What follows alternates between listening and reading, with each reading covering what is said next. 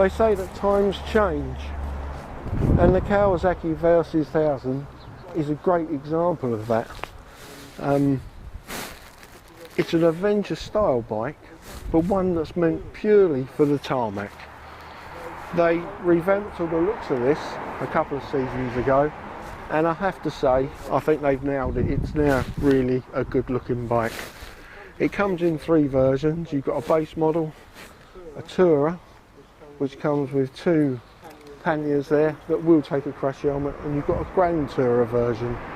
Comes with 2 panniers, top box, you get fog lights, you get crash protectors, and a couple of other goodies as well. They market this bike as a tourer. I think it's much more than that. So let's take it out for a ride and see why.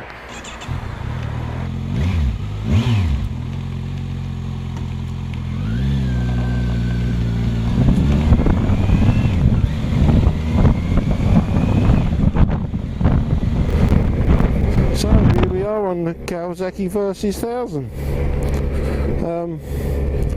I'm 5'11" with a 29 inside leg, and it's quite something to get your leg over the saddle for me on this bike.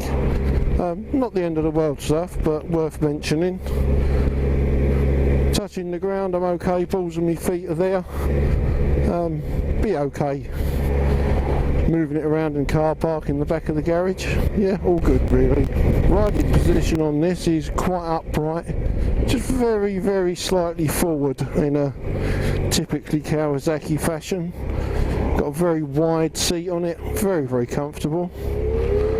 I should imagine you could sit on this for hour after hour.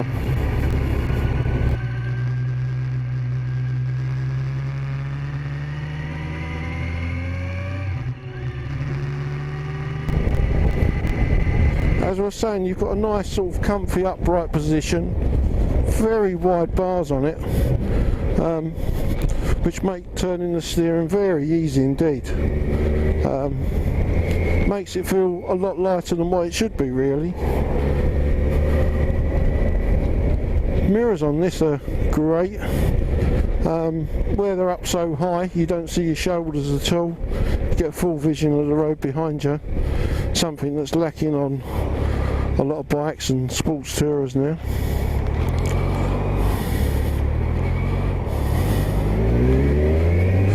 Kawasaki brought the slipper clutch onto this model last year, and it's quite a nice little addition actually. If you're coming down through the gears and are a bit harsh, it sort of takes up the slack, so something nice to have. These come with traction control, ABS and power modes. Typically Kawasaki, it's all done from a switch on the handlebars there. You can do it while you're riding.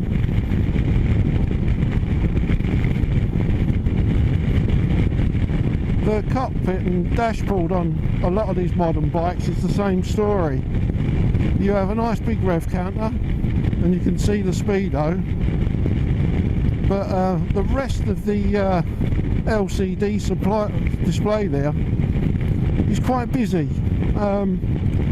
As a motorcyclist, I want to spend most of my time looking at the road ahead, not sort of looking down at the display, trying to find out what's what. I mean, I'm sure you get used to it after a while, but perhaps it's just my old age and my eyesight.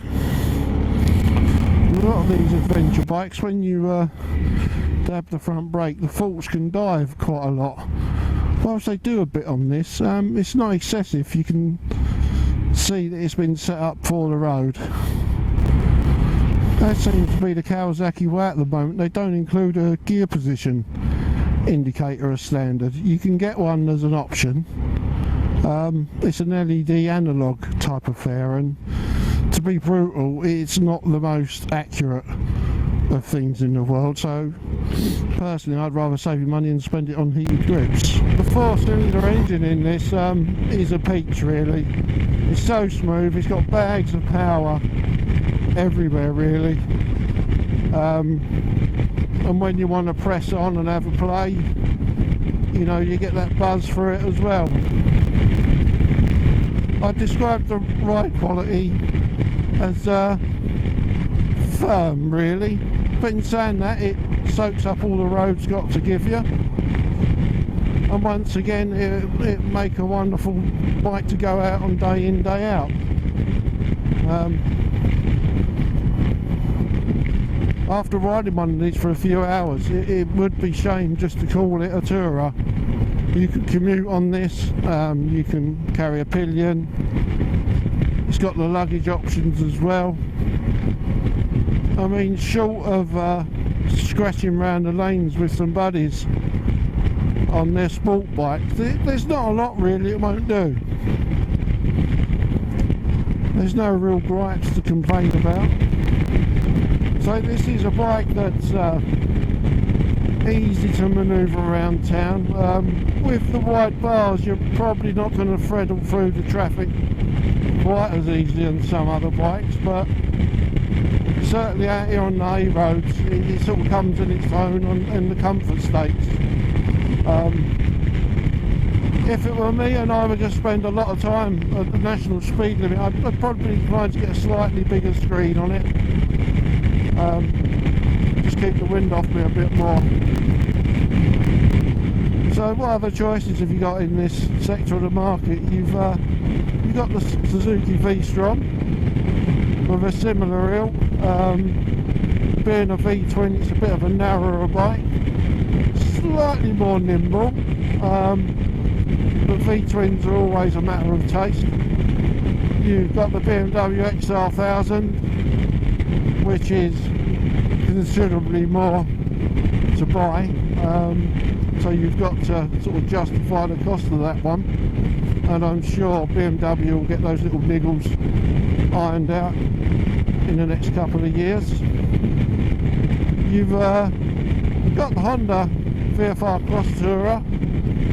Once again, is a higher price bracket. That's a matter really of if you like the V4.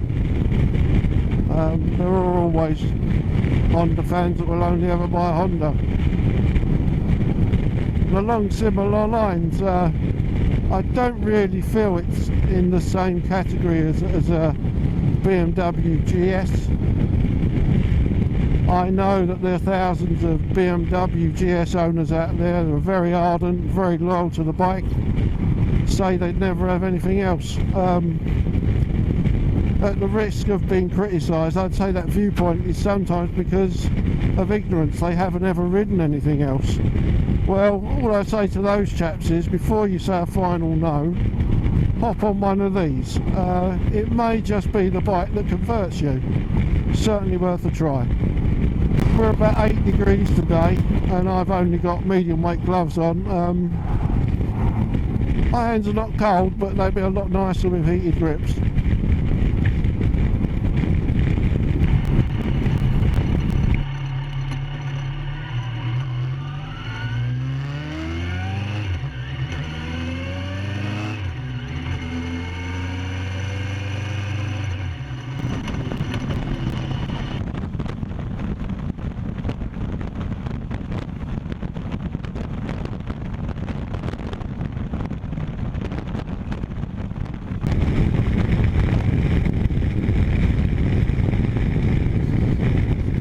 I've not tried it on this bike, but they do say it can be a bit of a hooligan in first and second.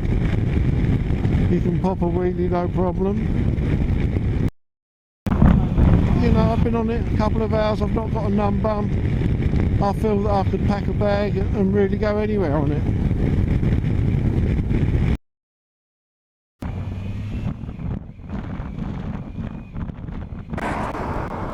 So there you have it.